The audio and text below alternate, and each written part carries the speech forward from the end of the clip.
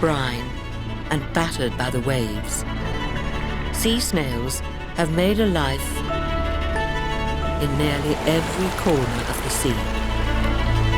Creatures of fluid form and fragile flesh. But nature, unwilling to leave all her children defenseless, sculpted them a sanctuary of stone. The mother of our planet etched a decree that no two shells should ever be alike, for each would bear the mark of its maker. Some are masters of camouflage. Others she gifted with shells split in two. They grow tall and elegant, with domes and spires and fluted lips. Some follow the rhythm of the tide, tracing their stories in the shifting sand. From every curve and coil, a tale unfolds. This is the story of shells, treasures shaped by nature.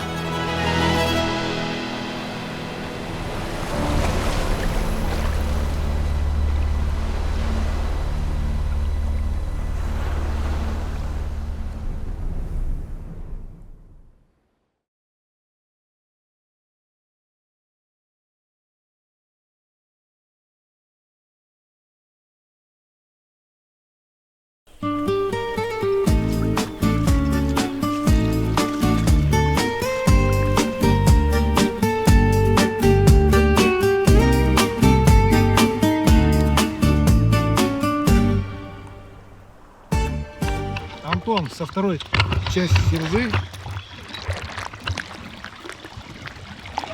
Оп, держишь?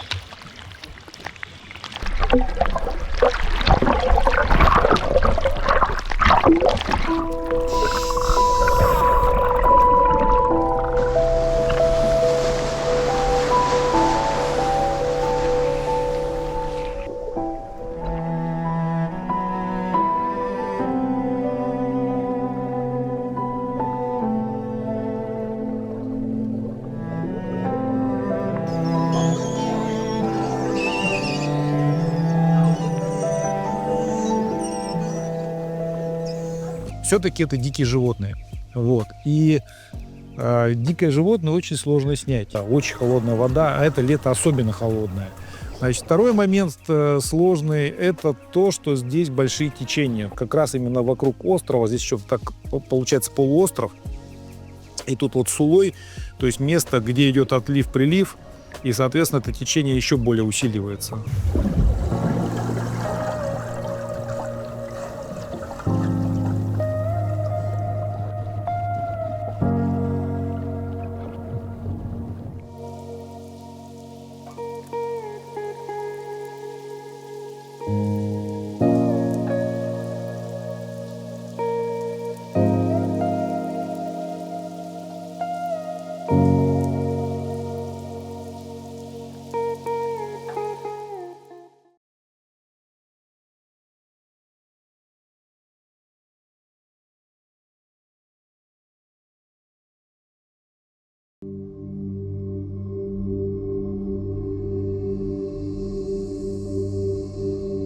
Far out in the eastern Atlantic, a lush subtropical oasis rises from the depths of the open ocean. This is Madeira, a volcanic island formed some 20 million years ago. Madeira comes straight from the 4,000 meters depth. We are an island in the middle of the Atlantic. It's like a rock. So in few miles from the coast, we already go to 1,000 to a few thousand meters depth. It's super easy to study this offshore environment. This makes Madeira a hotspot to observe whales and dolphins. Madeira has 30 species that have been identified here. It's 1/3 of the number of whales and dolphin species across the world. And of those, I'd say 11 are known to use these waters on a regular basis for their vital activities. These animals can swim a lot. There are no physical barriers between countries or islands. The marine mammals are known to spend a lot of their time in a vast region known as Macaronesia. Which is different archipelagos in the Northeast Atlantic, so Azores, Madeira, Canary Islands, and Cape Verde. We know these oceanic island seamounts work as oases in terms of productivity. But even remote archipelagos like Madeira aren't immune from plastic trash that's floating in the ocean. Marine plastics, it's a global problem. We find lots of stuff. Plastic pollution is really becoming one of the highest pressures ever in the ocean. This is a silent threat. Plastic pollution can impact marine life in two ways. One for entanglement and ingestion, and the other through chemical toxicity. And it can have long-term effects on the population survival and on the physiology of these organisms. How impacted is the remote Madeira archipelago by plastic trash? And how are scientists studying the issue?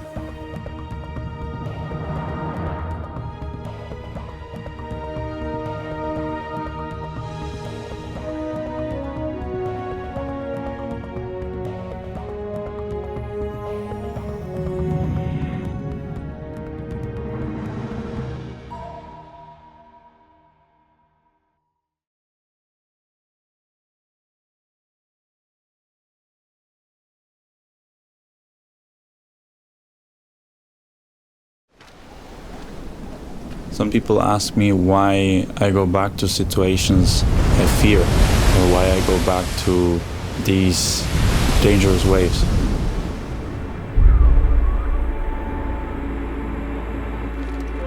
I don't like to hustle for a good wave in a crowded lineup.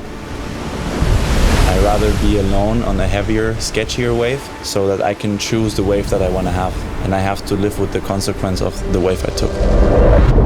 Wäre da wirklich was Schlimmeres passiert, hätte ihm kein Mensch da helfen können.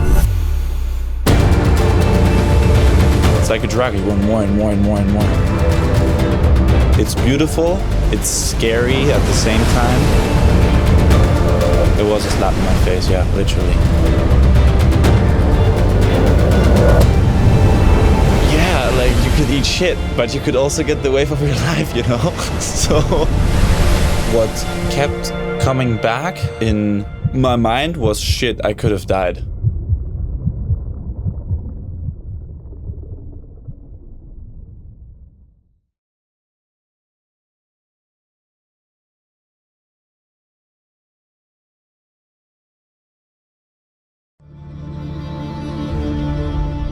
There's no longer any place in the world that can be considered pristine. I come from a long line of fishermen. It's really hard to say whether my kids will be able to fish for lobsters like I have done. It's nothing like it used to be. One of the largest pollution problems that most people are not aware of is microplastic. 80% of the plastic in the ocean comes from on-land activities. Plastic fibers can get caught in the carapace, the shell of lobsters. The changes are not going to be good for us. The next 20 years, what does that look like? This is not good. Every single piece of plastic that we use has the potential to be thousands, if not millions, of microplastics in the near future. Who knows what health repercussions they're going to have. As a scientist, you see the results of your research and you're like, I can't just put this on a shelf. People need to know about this. My hope is that I could model a different path. It'd be great if someone had already figured this out. She wants to come up with solutions to these problems that man has created. What are we going to do to change this?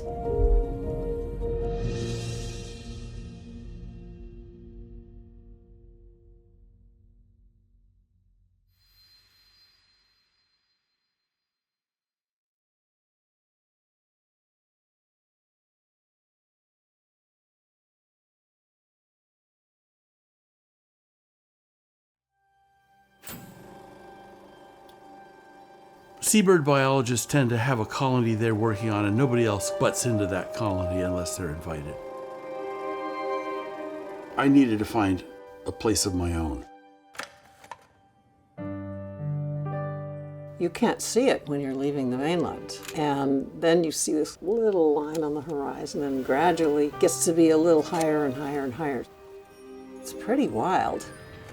There are these big cliffs, and that's where you land.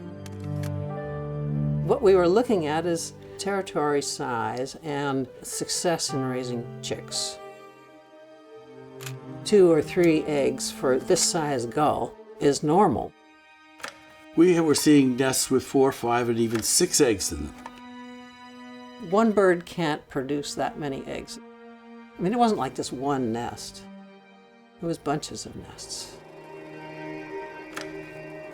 And that made me think maybe there's a second female involved.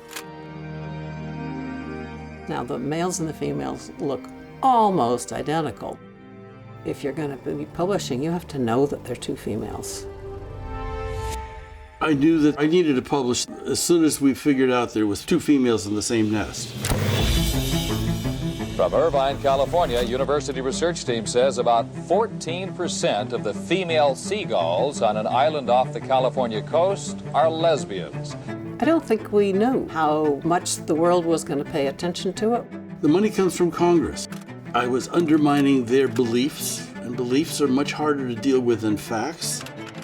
These folks really wanted to see something in nature that said it was okay for them to be gay. The stigma of being unnatural was no longer there. It was a big deal for George Hunt. I had a job that depended on my name being on the papers. She did not. His career was made. But it was at a time that I was needing to establish myself. What is Molly going to do? She didn't know. And that's where our relationship fell apart.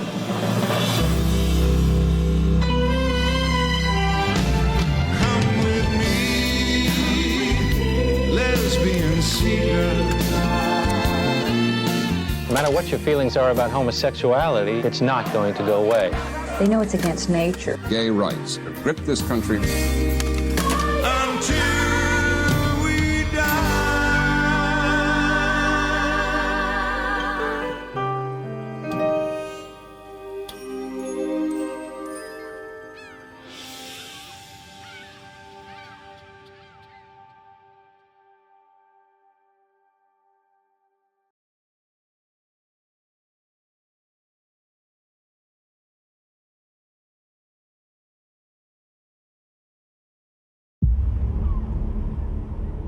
Every time the tide goes out, it leaves behind a magical world, if you know where to look.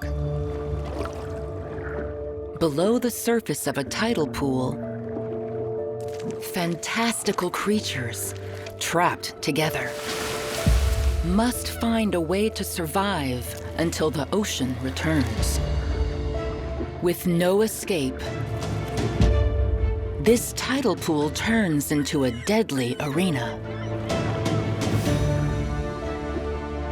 Featuring barnacles as fearsome predators and tentacles, both large and small, become weapons. Filmed on the magnificent coast of Brittany, France, a drama that unfolds over 13 hours, the time it takes for the tide to recede and return. In this miniature ocean, ingenuity is everything. Who will survive until the very end? The final countdown has begun.